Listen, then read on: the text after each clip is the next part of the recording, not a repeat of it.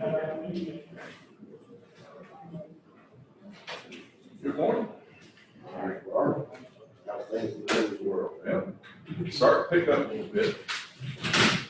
And we got the holidays behind us. Where's my coffee, Chad? Start the last time. Where's my coffee?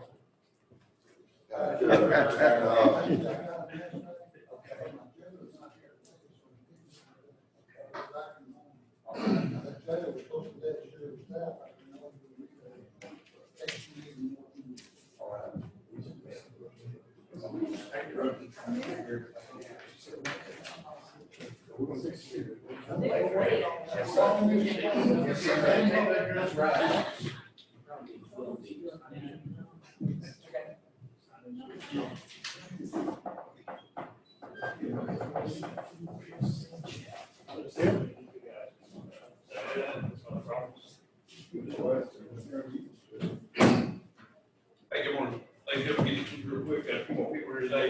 Everybody got a cell phone? Yes. Make sure your cell phone is out. Thank you.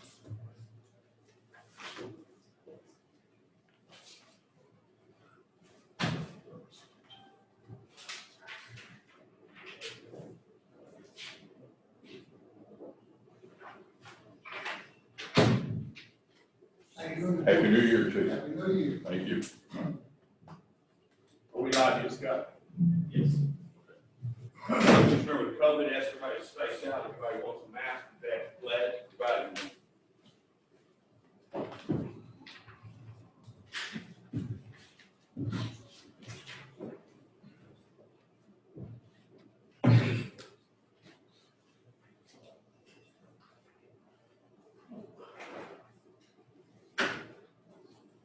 Morning, thank you for being here. If you'll stand, we'll have a word of prayer and remain standing for our pledge. Our dear Heavenly Father, God, we just come and we just pause and say thank you for all the many blessings you give each and every one of us. God, we thank you for the opportunity to begin 2021 representing Zandt County. God, we ask that you just join us here today, that you be part of this meeting, that you would give us wisdom and knowledge of the decisions we make for the citizens and for this county, God. We ask for your protection, God. We ask for your leadership, guidance. God, we thank you for the opportunity to live in the greatest nation in the world. God, we don't take it for granted. Everything we have, we know comes from you. God, may we always be humble. God, we love each other, respect each other. God, I pray for every newly elected official in Zandt County. God, I pray that you just protect them, lead them, guide them, be with them. God, we pray all the blessings that you have for Zandt County. In Jesus' name, amen. I pledge allegiance to the flag of the United States of America and to the republic for which it stands, one nation, under God, indivisible, with liberty and justice for all. I honor the Texas flag.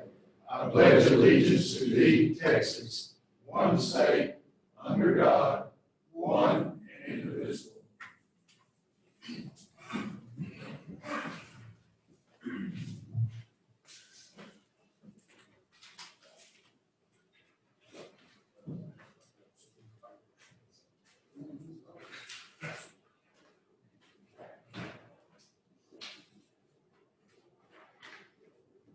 I call to order the regular session of Zandt County Commissioners Court on Wednesday, January the 6th, 2021 at 9:04 a.m. Announcement. Quorum is established with all members of the court present.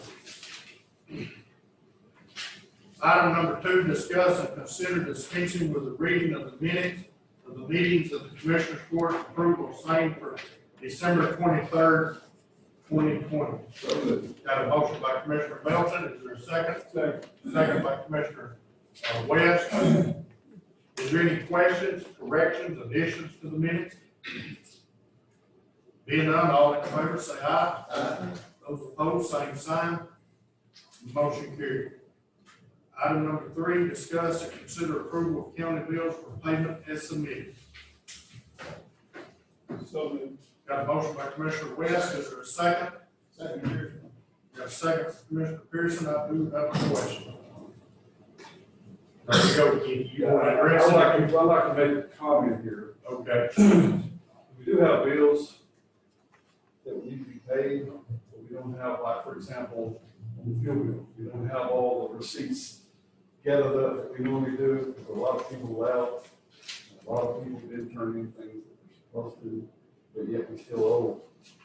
A gas bill, for example, I'm just using that. We do have a situation where we have several bills that we owe that we don't have all the backup turned in, it's supposed to get turned in.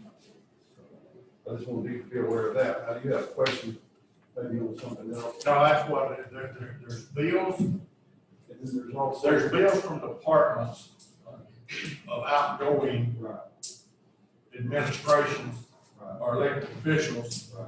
that didn't get turned in timely with the supporting documentation. That's what I'm trying to say. And I'm not just saying one, No, there's not, there's multiple. And so Correct. So that's. you got to bring in. That's the For comment. instance, what?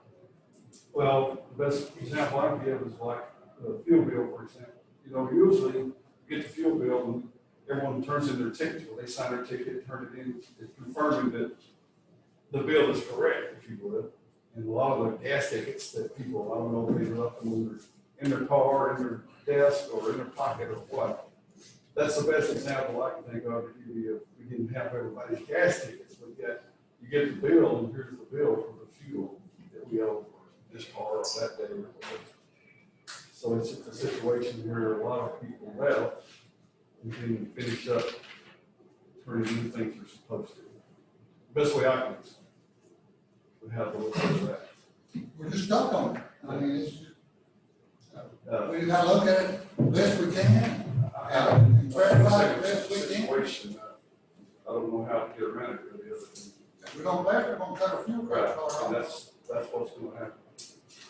Well, and the company in good faith sends the bill, so. Right, I mean, and we purchased things maybe, Right. and we have a product from that vendor. Yeah. Well, we owe them the money, we bought something from them, although if our side didn't follow the rules like we're supposed to, we get POs or whatever the situation might be. Well, that's going over your limit that you're supposed to spend. I know we had that issue, you know, Yeah, that's more, that's over 25%. Yeah. Anyway, we had a few issues like that.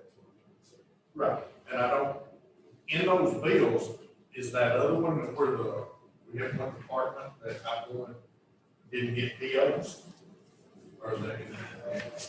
It didn't get. Is that part of it? Yeah, well, there again, so you know, it's kind of a two-way deal. You're supposed to get a PO before you buy, and we all know how that works. Well, some things get bought without a PO, then here comes, get all the material or whatever. And well, we owe that company, but on the other hand, you know, I mean, Sandy can help me on this. You know, when we do bid packages and stuff, we have all the rules in there, you know.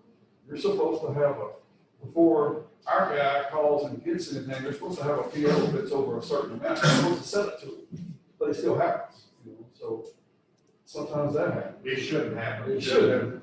The company providing the service should require the PO before they do the service. Exactly what I'm trying to say, but they don't, it's okay, we'll take over, we'll deliver, whatever you want, and we'll deal with that later.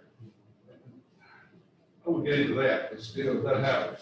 Well, that a mistake was made there and it shouldn't happen, but that's an easy fix. We can verify that work was done, Right. okay? Yeah. So that the county is not paying for something they didn't get. On the gas, we're just gonna have to assume that gas went into the van that we can't help it, Right. okay? We're stuck with it. And the vendors, this is all on the county side, this is not on the vendor side.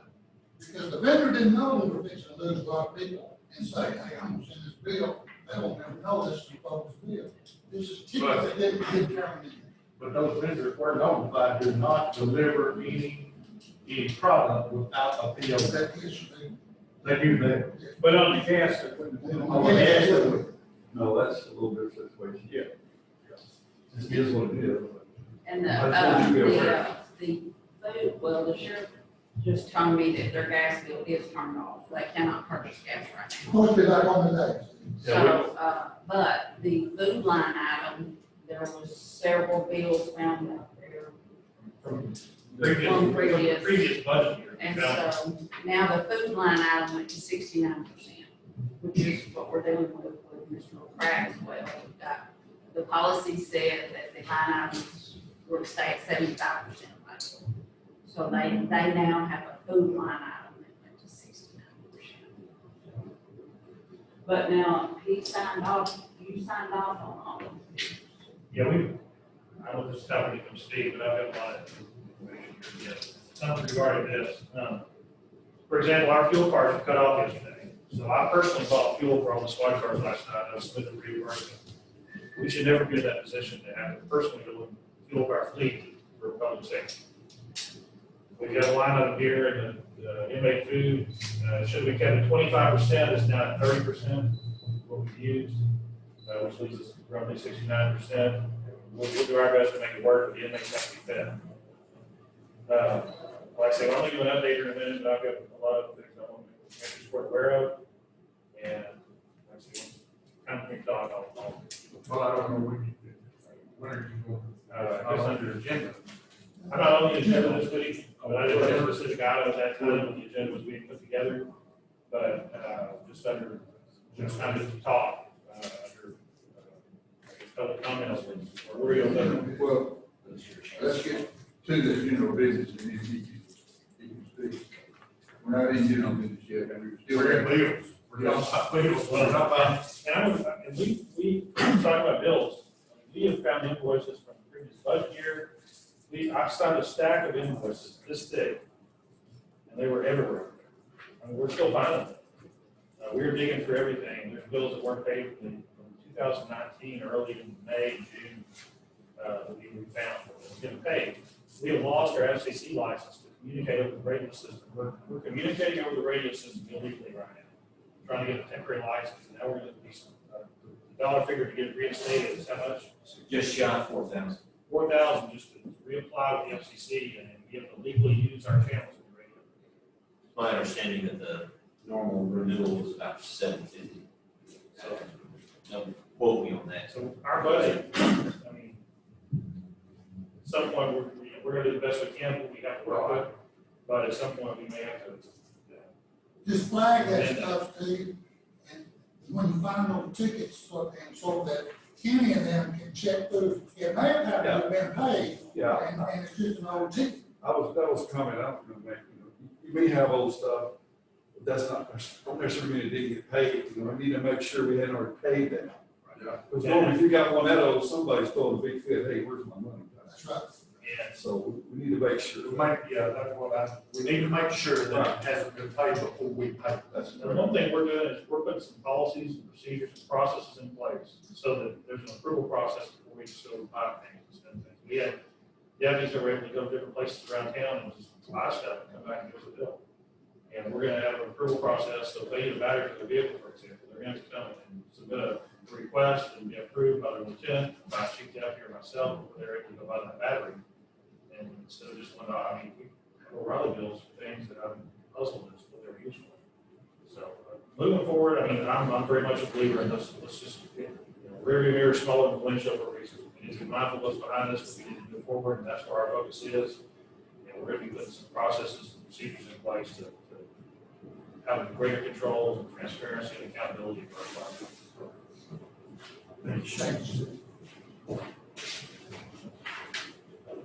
So we have a motion, we have a second to approve the bills. And Keith's gonna make sure they're not paid double. Right. Is there any other discussion? Being none, all in favor say aye. Those opposed, same sign. Motion carried. Item number 4, discuss and consider ratifying county bills as submitted. So moved, Pearson. Got a motion by Commissioner Pearson, second by Commissioner Belton. Any questions or discussion? Being none, all in favor say aye. Those opposed, same sign. Motion carried. General business, is there any general business we need to be made aware of? As Dan explained in the last session about the Families First Coronavirus Response Act and how it ended on December 31st of 2020, that's still true. However, counties can voluntarily decide to extend it if they wish to do so. The counties themselves. It's, Okay. they can extend it. With state money? Thank you. She's done a great job in the HR department. Steve, Most every goes list that you roll out and scrolls across the board. That's Steve Hendricks, our new Sheriff Hendricks. Whatever you want to call this one tonight. First, I just want to thank everybody, everyone in this courthouse, commissioners, county judge has worked with us to make this a smooth transition. We came down for a midnight swearing in and then had our regular swearing in for the public at 10 a.m. the next day. We were sworn in at midnight.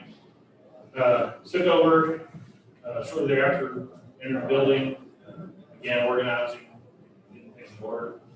The next day, around 2 o'clock, we had a shooting out at the north end of the county line. Given the situation that we were transitioning and we were actually very back in the jail when this came out, we got out there, secured a crime scene, had an arrest by midnight. So, public record, I just want to commend the deputies and our detectives and our dispatchers and everybody that was involved for making that a smooth operation. We were able to do that. The custody is still an ongoing investigation. So, once again, with everything we're dealing with, it was handled very well.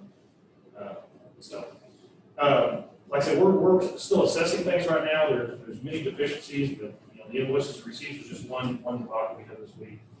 Our facilities have not been maintained properly. We're going to be putting together a plan of action for everything that needs to be done.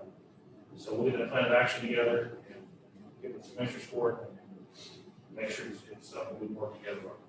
Also want to thank County Judge. I want to thank Commissioner West, Commissioner Pratt. They've already came out to the tour. I also invite Commissioner Dalton and Commissioner Pearson to come by anytime. We'd love to get a tour of the entire place.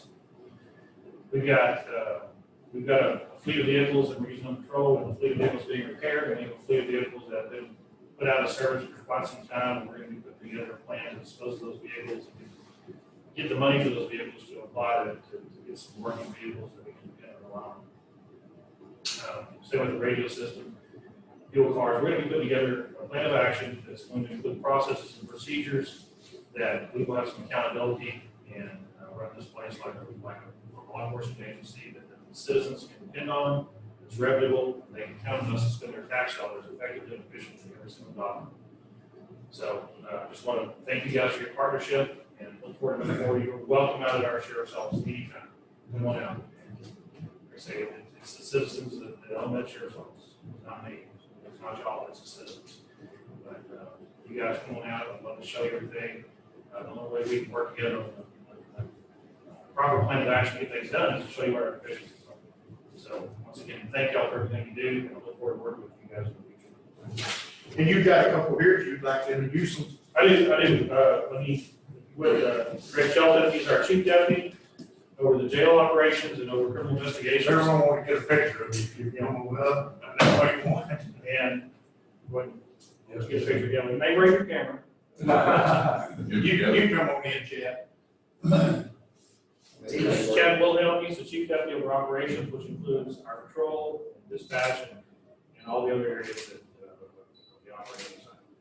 So these guys have worked tirelessly for the last couple of months while we've been interviewing and putting together a team that we're so proud of. They've been out in public.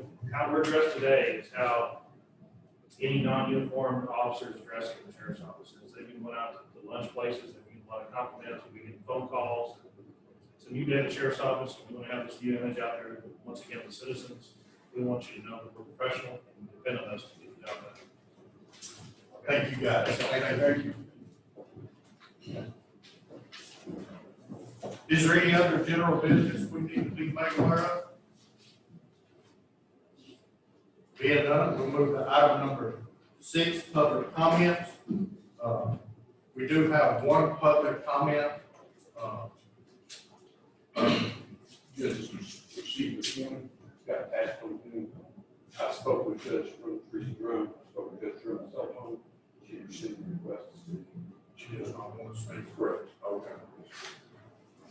Thank you. Michelle, not Yes, sir. thank you. Yes. And there were no others. Okay. So we did have one request, but according to Joe, she had received it, he made contact with the phone, because it did not come through the IT department. And, so she's rescinded the request. So we'll move to item number 7.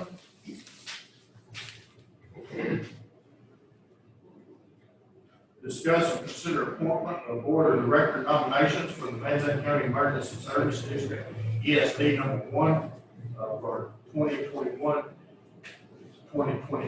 term.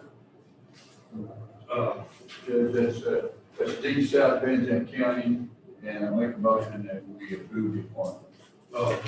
I have one appointment. You Yeah. have one application here of Andrea Pickens. Yes, Okay. she's a longtime member and Right. does a good job. Okay, we have a motion by Commissioner Melton. Second. Got a second by Commissioner West. Any questions or discussion? Being none, all in favor say aye. Aye. Those opposed, same sign. Motion carried. Item number 8, discuss and consider appointment of board of director nominations for the Van Zandt County Emergency Service District, ESD number 2, for the 2021-2022 term. Okay, go ahead. That's gonna be over precinct 1, that's that ESD around the Grand Saline area. We have 3 board members reapplied, no other applications. They've been on there quite some time, doing a good job, so I recommend we reappoint all 3 of them. It'll be Jim Parr, Mary Ann Ritchie, and Blair Curry. Okay. Second. Have a motion? Yes. From I'll make a motion. Commissioner Brad.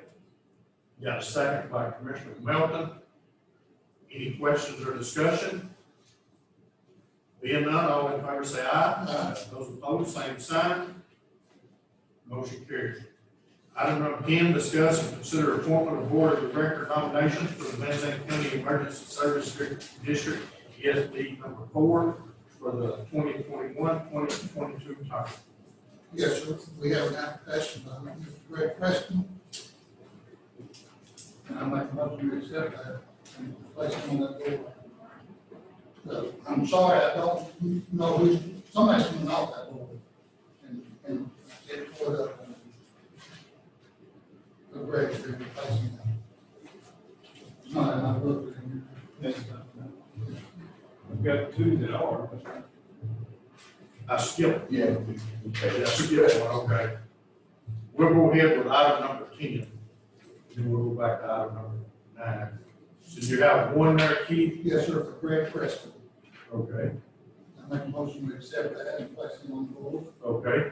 Have a motion by Commissioner Pearson. Is there a second? Second. Second by Commissioner Melton. Any questions or discussion? Being none, all in favor say aye. Those opposed, same sign. Motion carried. We're back up to item number 9, discuss and consider appointment of board member nominations for the Van Zandt County Emergency Service District number 3 for the 2021-2022 term.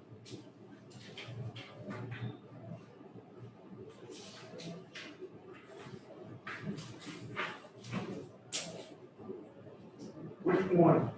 I did, let me, okay, hold on. I believe I skipped 8. You did. Skip number 8, which, I thought we made a motion. We done 7 to 8. That made a motion for 8. yes, 7, 8. 9 is Number 9. Okay. So 9. Okay. Okay, that is ESD, discuss and consider appointment of board member nominations for the Van Zandt County ESD Service District, ESD number 3, for the 2021-22 term. So we have 2 applications. We have Brian Cummings and Sue Hall. I don't include any of them. Okay, that is ESD number That's the South End team. Yeah. And, Sue Ball has applied, And also and Brian Cummings. They're long-term Yeah. members. everyone knows. Yeah, I know that, I'm just saying, I don't know how many are coming off. Is these only two coming off? No, they're not coming out. These are the only two that are up. Yes. That's Okay, well, I agree. Okay, I make a motion then that we appoint Sue Ball and Brian Cummings to serve. I'll say. Got a second. Any questions, discussion? I just want to clarify, in my book, I've got Marvin Shaw, Megan Wilkerson, Scott Oates, Sue Vaughn, and Brian Cummings. I don't have a first. That, everybody that's in my book. In your commissioner's court book? We don't, you I have, don't So have just let you know those are, that's what's in my book. Will they submit it to you? I received my book from Alicia. Okay, I just had two. I got two. But If you're replacing all five, that'll be the whole board at one Yeah, time. that would not be correct. Yeah, it's, The last two I got was Sue Vaughn and Brian Cummings. that's probably correct. This is the other three, it's not their time to come on. It's just, right now, it's Sue Ball and Brian Cummings that are up for renomination. this is the only one the commissioners have. These two are the ones in the commissioner's book. That's the only two I would be comfortable with approving. Like that, I think Marvin and them were on the board. They are on the board, it's just, they're not up for renomination. Right. okay. So the motion was to approve Sue Hall and Brian.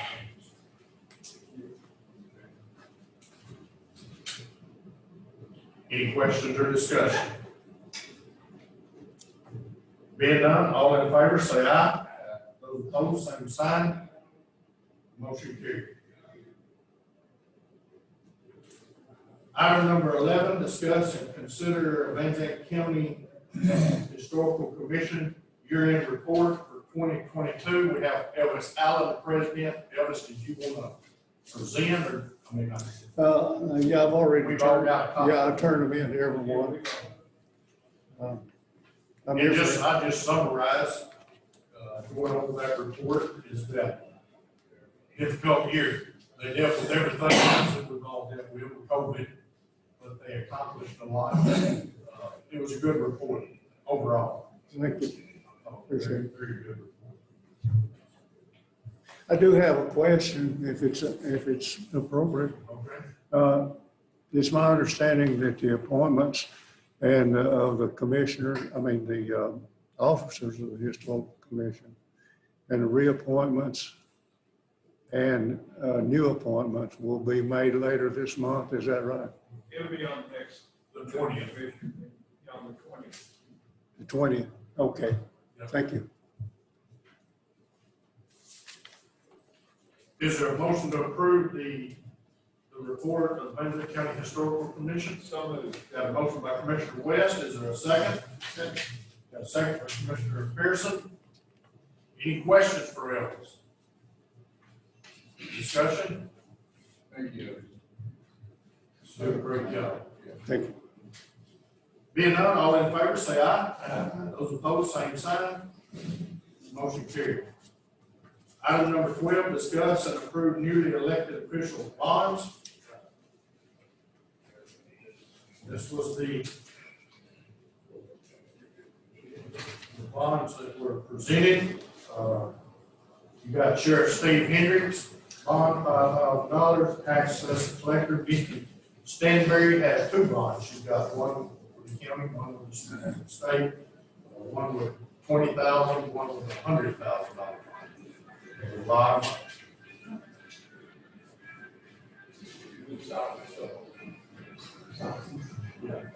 Yeah. So she does have two bonds. Commissioner Chandler Pratt has two bonds, two $3,000 bonds. Commissioner Pearson has two $3,000 bonds. Mickey, and then you have Mickey Henson, Pete Burton, Robert Tisdale, Pat Jordan, all of consuls. of the county, they're $1,500. Is there a motion to approve the duly elected officials' bonds? So moved. There's got a motion by Commissioner Pearson. Is there a second? Second. Second by Commissioner West. Any questions or discussion?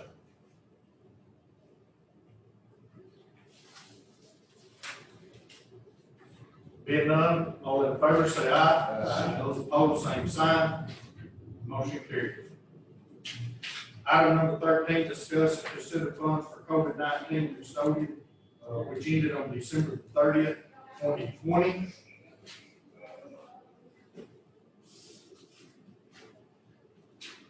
Last time we tabled this, we were waiting to make sure that it did end. Did you find out, Sandy, did it definitely end? Yes, there is no continuation of it.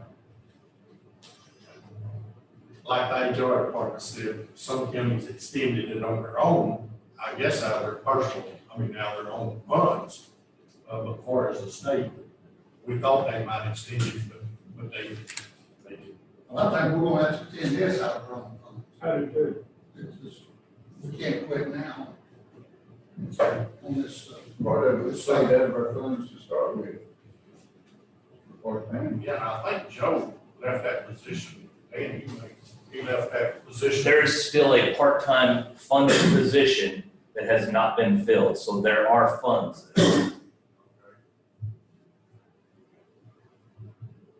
We need to. So what's your, Sandy, what is your thought on that? You have a budget amendment in the 2021 amendments that will cover the additional funds that the county will have to pay. We will have to move Aaron out of the 815 fund, the COVID fund, because that fund has ended. You're gonna have to move her back to public building and create a full-time position for her. It's the court's discretion as to whether you want to maintain the part-time position. You'll either make the part-time position a full-time position or have two full-time and part-time. That's at the court's discretion. But she is gonna have to be moved back to public building.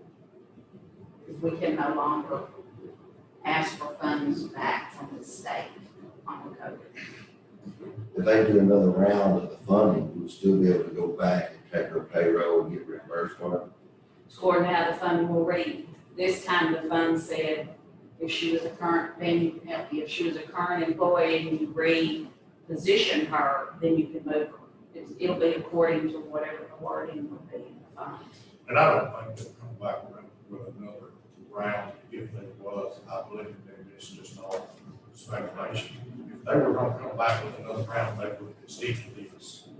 I don't think they would let this end and then start another round, but they could. So, So we want to make the part-time position full-time. that's why I think just go with the two full-time. I'll throw one out there and see where it goes. I make a motion that we carry her on at full time, and at this time, we postpone the part-time until next budget year, and see how we stand on that, and that way those funds can be used to cover that. And then the rest of them will have to cover, however, Ms. Hill advised. But I think you can sure, we didn't budget this, and this is gonna change our budget, but I think this total, we can sure, cover it under an emergency situation and keep this, with all this cleaning going on. Probably not gonna hurt our budget, because we had a budget in part-time, and so she's not drawing that salary, so that money's still there. That's correct. It'll cost you about $15,000 to convert that to a full-time position. There's my motion. Okay, that motion got a second by Commissioner Perez. Any questions or discussion? I have one question. And it was presented by Aaron today, is, okay, now she's not working under COVID. Grant, COVID grant, money, whatever. And we're having outside the departments, like for instance, JP called wanting supplies, the supplies and stuff. Are we still, are the COVID cleanup and stuff under, is that gonna be under COVID or is those buildings and stuff on their own? Well, it's not gonna pay for it, the company's not gonna pay for it, but I think that's the way she needs to be described, because that's what she needs to be doing. Okay. And she has been doing that. She has without the money in. But that's just gonna be part of her job for now, is a full-time employee. Because that was, You know, her, in my mind, she'll still help on those locations. Right. But her supervision is here. right, correct, right. Well, she asked me and I said, well, we'll discuss it today, because it's going to come up in this meeting here. Whatever supplies we got through COVID, we still have that stock on. Correct. We can still distribute it out. Okay. Okay, we have a motion and a second. Any other questions or discussion? Being none, all in favor of making that a full-time position and extending her employment as a full-time position in the county employee now. And do not fill that part-time. But it don't hold till October. Yes, sir. Okay. All in favor, say aye. Those opposed, same sign. Motion carried. Gentlemen, thank y'all. Thank you. Yeah. It's good hire. Item number 14, discuss and consider approval of check in the amount of $4,156.20 from Interstate Freight Solutions LLC, from Van Zandt County Precinct 2, for damage to a bridge on Van Zandt County 3443. Roger, what that's going to be yours. Yes, sir, that's my, Judge Commissioner, the Interstate Freight Solution had a trailer ran off, the bridge, damaged the bridge abutments, and now I want to make a motion that we accept this check, the damage. Okay, got a motion, second by Commissioner Pearson. Any questions or discussion? Being none, all in favor, say aye. Those opposed, same sign. Motion carried. Item number 15, discuss and consider courthouse preservation grant. Mr. West, did you want to address that? I'll be glad to address it. We addressed this last, commissioner's meeting, and,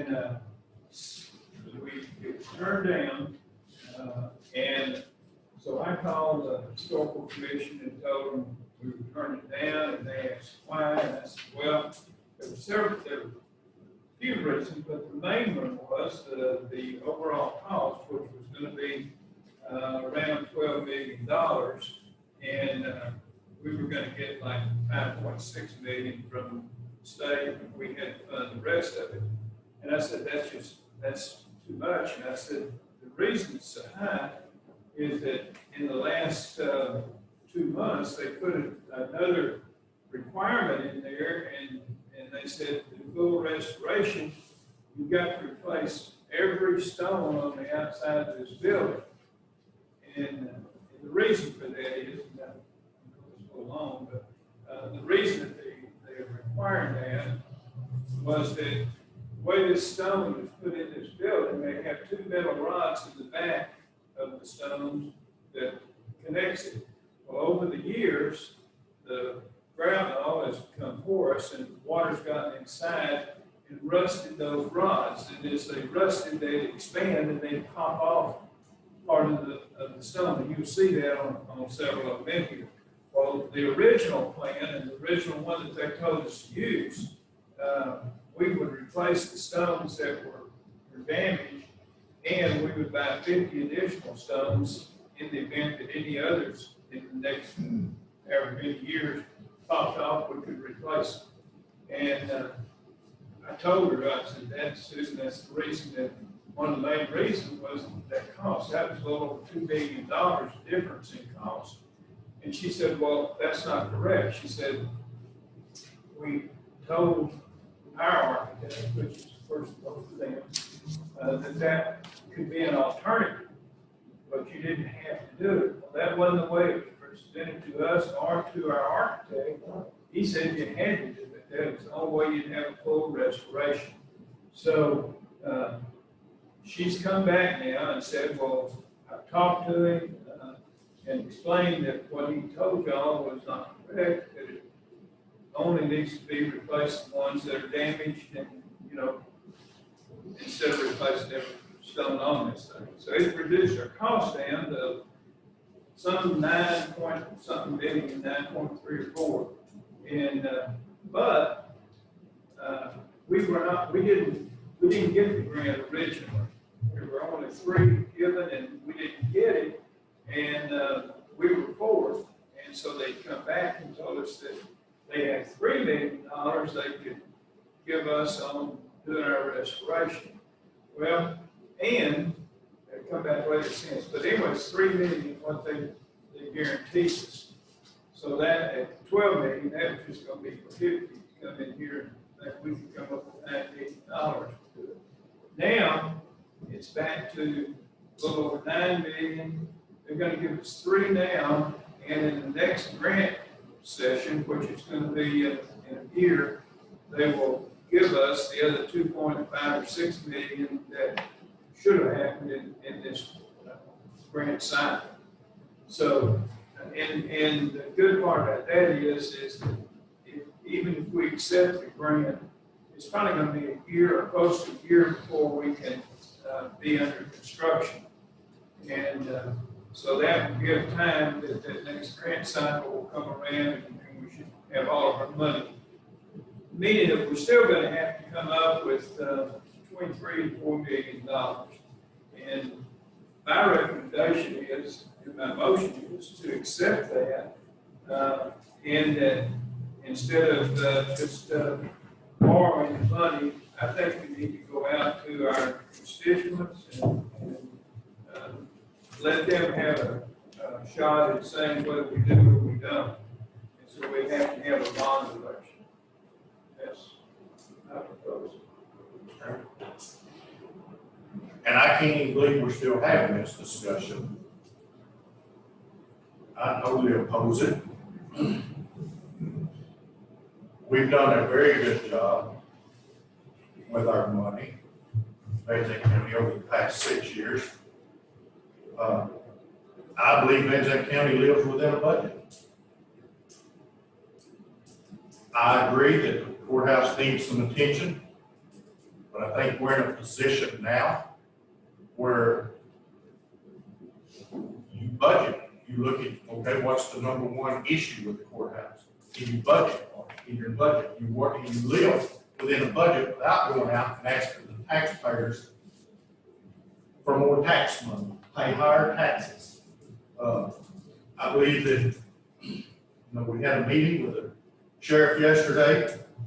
We've got some major issues at the sheriff's department that needs to be addressed. We have radios. We don't have the final numbers on it, but we're looking at $3 or $4 million for a new radio system. And facilities and stuff, we're looking at that. I think everybody knows from, and this, I know Tim and I are good friends. This isn't about friendship. It's about 2 different perspectives of where we stand. I think we've got priorities in Van Zandt County other than the restoration of the courthouse. If you put it out there for the citizens, I think you're going to get to hear from them. I think you're going to get to hear from them. You got road conditions. That's a priority in Van Zandt County. You've got the radio, our fleet. We tried to figure out and look at the vehicles out there. That's like working a jigsaw puzzle of what you got, what runs, we got vehicles with over 300,000 miles on them in service. I'm not against working on the courthouse. I think it needs some attention. But I think Van Zandt County can budget those priorities, and let's take care of our departments. When we're losing deputies and stuff to smaller counties that join us, I think we need some attention there. I think we got a lot of other priorities other than the courthouse preservation. That's not. Well, Your Honor, Yes, sir. granted, this is my third business day in office, my first meeting.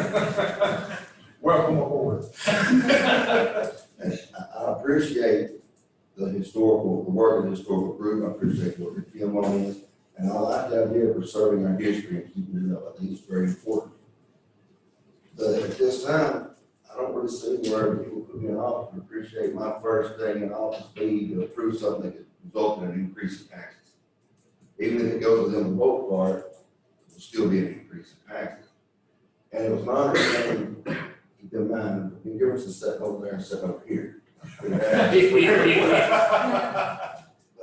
it was my understanding last meeting that we had decided we was not going to pursue it, and I come in on Monday and find out circumstances have changed. It might be something feasible we could do now. And I'm not opposed to restoring the building, but at this time, I'm not informed enough to approve anything that would result in a tax increase for the citizens, just for a purpose of restoring the building. And bear in mind, a lot of what, it's just me. They say we're getting figures of, I think Mr. West said 9.3 or 9.4. That's an estimate. Well, you know what it runs, but I don't personally believe you could restore this courthouse for less than between 12 and 15. And that's not, and then you're gonna have to move the people out and put them in here. I'm like you, I'm not, the taxpayers, the taxpaying citizens of Van Zandt County is carrying a huge load. And I think they've got priorities other than restoring bills. Do you have anything, Virgil? Nothing? Well, it's obvious that we need to do something this courthouse. The public does, we need to do something. But one of the problems I see, if you restore this courthouse, you're not really making any more room. That's right. And that's what we're gonna need in the future. We're gonna need more buildings, more office space. I think Commissioner West said that we might be able to make offices, on the fourth floor, maybe a couple of offices there, but that's not gonna help us. I mean, as we expand, we're gonna have to start thinking about something that builds it in the future. But I am adamant about let's do something to the front of this building on the outside. I mean, that is shameful. We need to get busy and budget some money for that. And I know we do have other priorities, but I don't think that we need to. If you're talking about, Tim, you're talking about maybe borrowing $4,000. I think $4 million. I think we'll have to borrow more than that, because look at what we're going to have to do. We're going to build buildings. We're going to have to provide IT with more money to those buildings, to install equipment, computers. It's all included in this thing, in the estimate of cost, there was $600,000 contingency in case it screwed up on us. So I think that the numbers are a lot closer than what you all are saying. Now, I will tell you that, the whole problem is, we've done nothing to this courthouse for 20 years. Nothing. At least 20. I'll put it that way. The building was built in 1937, and it needs a lot of work. And I honestly don't see us approving that in our regular budget. I don't think we'll do that. Well, how are we going to budget $9 million? I mean, Well, we're not talking about $9 million. how are we going to budget the $4 million? You're gonna have to have bondage. That's right. And ask the taxpayer. And that's the taxpayer. Well, it's the taxpayers doing it. If they wanna do it, then they'll say yes. If they don't, they'll say no. And then we try to figure out how to, put tape on it and hold it together. this building has a lot of issues. A lot of issues. That's what I agree. You go up on the 4th and 5th floor, and we've got all of our records stored up there, and there's no heating or air. I mean, those records are deteriorating every day. And it's gonna get worse. But, you know, whatever, I'm just saying. I hear Yeah. you. And I think the sheriff, this is his first week, but I think there's a lot, that building needs some attention too. And it's governed by jail standards. I mean, I do not support it. I just think that too. Well, that's fine, you know, it doesn't matter which way we go, we just need to have all of the sides out to know, Yeah. you know, where we are. And discussion's never bad.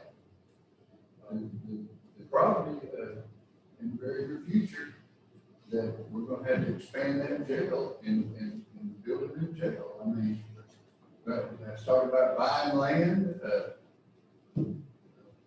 I don't know.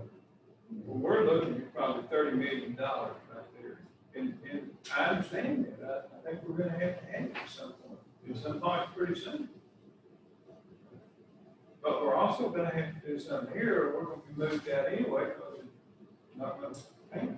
So what would you think the number one priority of this courthouse, if you needed to fix one thing right now? What would be The first thing I would fix would be the outside and be sure that the sucker is rainproof. So we're not, Put a roof on it? well, we may need to do the roof, and we've got to make it look decent on the outside. It's an embarrassment to the county to look at this thing. Okay, but I have talked with, Elvis brought me a brochure, the guy that did the monument out here, and he does the cemetery. And I called him before Thanksgiving, and he said he had the dimensions of the courthouse, and that we can certainly clean this courthouse up and make it a lot more attractive for a lot less money than 9.3 million without putting it on the back of the taxpayers. If it needs a new roof, let's budget a new roof. Let's put a new roof. You know, there for years, Bernie, y'all dealt with the flooding in the basement. But it's not flooding now. Well, we budgeted to redo the foundation and secure it. And you fixed it. We fixed it. And I think that's where I think Van Zandt County needs to budget and live within the budget. And that's my. Well, we And probably our key. need to set up a certain amount that we're gonna budget each year. That's And correct. that's what we do. But we gotta do it. We can't just talk. Well, that's what I think saying. I'll give you my comments. Number one is thank you, Tim. Number two, I'm worried that if we accept this and then we do go out to the voters for approval and they say no, then what happens? Then we're in trouble. So, but it's this group of gentlemen right here, and I'll pledge to Mr. West right now, come October, I'm gonna remind y'all of this discussion. We've got to budget some money to work on this building. And we can do it. We can do it. We can. And the first year, we may have to budget a little more than we want to. And then we'll come back the next year and do a little more on it. But it's just like this, that jail out there. We had to fight the bullet, spend $500,000 to put a roof on it. And you know, it comes time, we gotta do it. And we've got to do it. Yes, and then that's one thing after another. So I'll help you remind this group of people at budget time. Okay. And I appreciate you saying October, because that's when we start the budget, the discussion's over.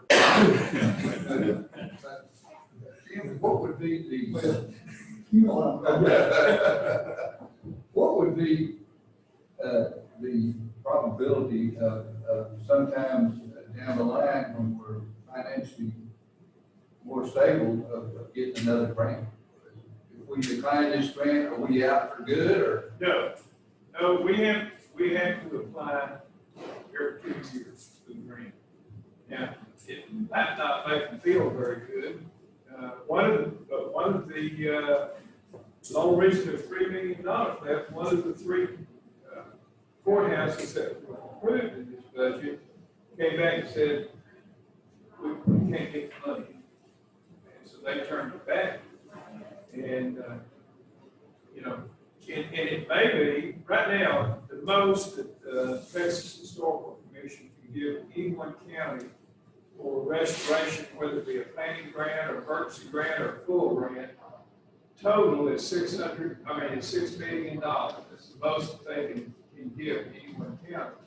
And they've already given us about $3 million on this, or no, I think $300,000 or $400,000 on this. And so that would come off of the $6 million. We get that free, I said, somewhere around 5.6. But you know, we can do anything we want to do here.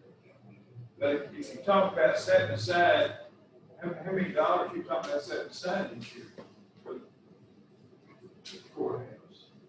What would you think, restoration? What would you want to put aside? Well, that's gonna depend on what revenue we've got coming in, but Our tax our tax collection, but, you know, I would say that surely we could set aside, about, 500,000, something like that. Now, think about this. If we had 500,000, we could retire those bonds and this and that. And we would have $5.6 million more dollars we could work on this courthouse. Just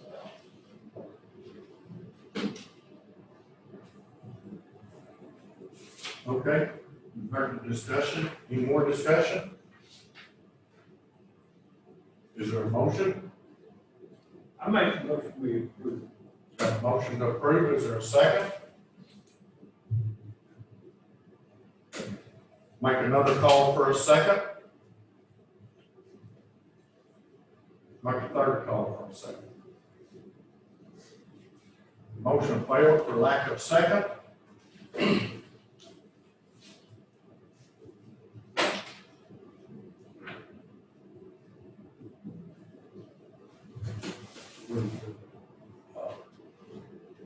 That motion, the motion to approve the grant to accept the courthouse preservation grant failed for lack of a second. I make a motion, we take it. Second. You got a Or motion? do you have to do that? I don't think so. I think This died. It's still the next, we go, you know, table it, and you gotta bring it back, you gotta bring it back up. Okay, it just died, for lack of second. Item number 16, discuss and consider further amendment to county policies 1C-5 and 1C-6 to add the following statement to the county policies, except as required by job duties. Mr. Monsieur, would you like to address, or would you address the board? Yes, Judge, Commissioners, last session, I brought the changes to those policies to court, and you all approved them. Since that time, there was a couple of spirited emails between myself and an elected official, and then what came out of that was basically a request to add this sentence to both of those policies. I've since had a couple of phone calls with that elected official, and I can assure you from my standpoint, everything is good to go. We have no difference of opinion. So I present to you for policy 1C-5 to, at the very beginning there of paragraph number 12, it will read, except as required by job duties, comma, employees will not generate, store, transmit, and so forth. And then in policy 1C-6, on the paragraph numbered 8, same thing. It will start, except as required by job duties, comma, employees are forbidden from sending, copying, forwarding any email, blah, blah, blah. So what did he add in those two policies? He added the words, except as required by job duties. Scott, would you like to address the court? I'm against adding this. I think that adding this phrase waters down the intent of the policy to the point where we wouldn't be able to enforce it effectively. Because now any employee can say, oh, it's my job duties to do it. You're against 1C5 and 1C6 vote? I'm against adding that except as required by job duties. It's already implied that it's elected official can override those parts of the policy. They do it all the time anyway. And we have such a hard time getting people to follow the policies that adding except as required by job duties then gives each individual user an out that they can use to say, well, it's my job duty. And then we have to prove that it wasn't. What if you put just something in there just about county business? That's already in. That already. County business is already, it's in a higher up paragraph. What do you think, Dan? He's talking. You already said it. You already said it, yeah. What I brought last time, I thought was effective, and only in conversation with an elected official was it brought up that that elected official felt we needed to add more. And so, just in good faith, I'm bringing that to you for your decision.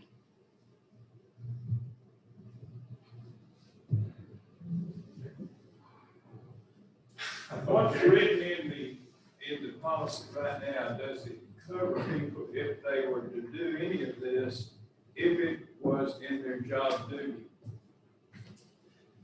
If it's in their job duty, nobody should be issuing a complaint. Basically, what the policy is to cover us if somebody issues a complaint because they got something offensive in an email.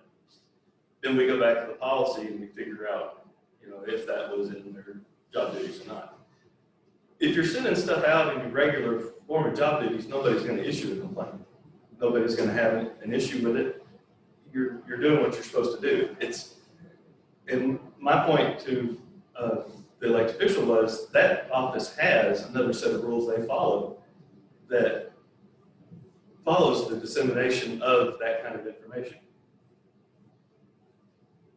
But I think if you read 8, where the paragraph that he put there, number 8, if you took out what he won't add where it says except as required by job duties, if you took that out, then it begins with employees are forbidden from sending, copying, or forwarding any email containing information which is abusive, profane, racist, sexist, threatening, offensive, or may contain guilt.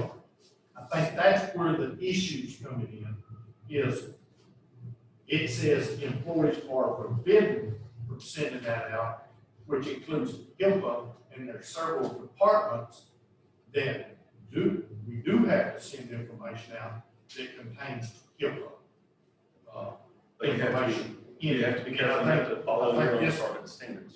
So what? You have to follow your own department standards on that. Well, I think they said, Dan, correct me if I'm wrong, this department head was reading, it says employees are forbidden. It don't say unless authorized by supervisor, and I think what that individual's wanting, give me the freedom, because we deal with a lot of sensitive information here, by adding except as required by job duties, then that says, okay, except as part of the job duties, you're prohibited from doing it. And I think it's just clarification. So will we have that defined in the job duties that certain people are exempted from those policies? But you just said they had department standards to cover that. Well, do we have that? That's what I'm asking. Who just said that. Who is going to be exempted from those? Only ones that can do it is people that have legal matters, that by law, they have to send this information on to somebody else. That's correct. And we have that defined somewhere. But you can have that defined, I can 3 in my office, 1, the DA's office, and the sheriff's office. The JP offices. And the JP offices. Sometimes I don't see a problem. That doesn't mean that somebody in one of Steve's employees can send an email to somebody else within the county that's not appropriate, and they're not gonna be reprimanded. That doesn't give them a buy to do anything they wanna do just because they're in the sheriff's office.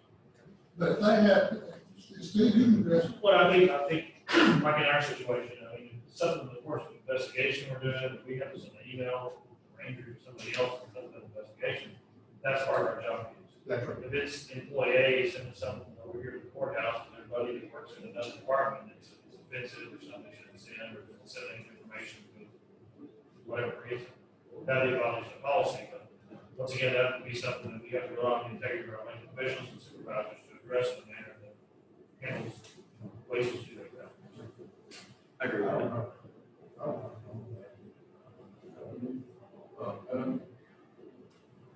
I don't think that there's gonna be that much confusion over that. I mean, if somebody, just like the Sheriff said, if somebody violates it, we'll know exactly.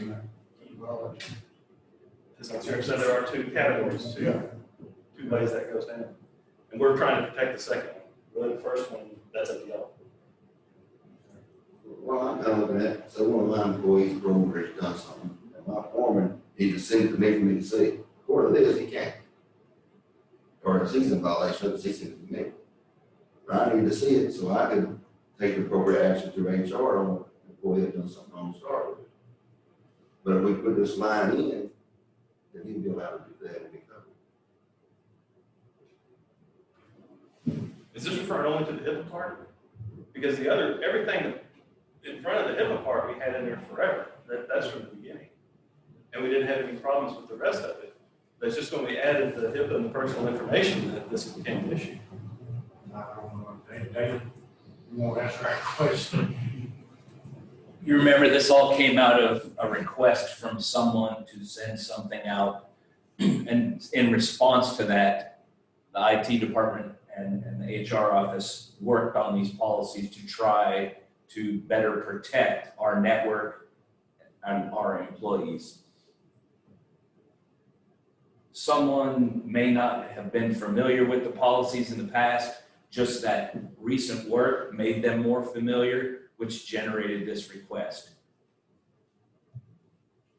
Okay. Is there a motion? Scotty, you okay then? We'll see how it works. Okay. I make a motion. We extend the policy, and except as required by job duties. Okay. Okay, the motion is to add the phrase except as required by job duties to county personnel policy 1C-5 and 1C-6. Number 12 of 1C-5, number 8 of 1C-6. Got a motion, is there a second? Second. Second by Commissioner Pearson. Any other question or discussion? Being none, all in favor say aye. Aye. Those opposed, same sign. Motion carried. Item number 17, discuss and consider approval of fiscal year 2021 budget amendments. So moved, Pearson. Got a motion by Commissioner Pearson. Is there a second? Got a second by Commissioner West. Any questions or discussion? Being none, all in favor say aye. Aye. Those opposed, same sign. Motion carried. Item number 18, discuss and consider approval of November 2020 financial investment report from county treasurer to be entered into the minutes of commissioners court. So moved. Got a motion by Commissioner West. Is there a second? Second, Pearson. Second by Commissioner Pearson. Any questions or discussion for Kenny? Being none, all in favor of approving, say aye. Aye. Those opposed, same sign. Motion carried. Item number 19. Discuss and consider monthly reports submitted by various offices and departments of county government. Approval and entry of same in the court's minutes as a matter of record. Yeah, I believe I have 3.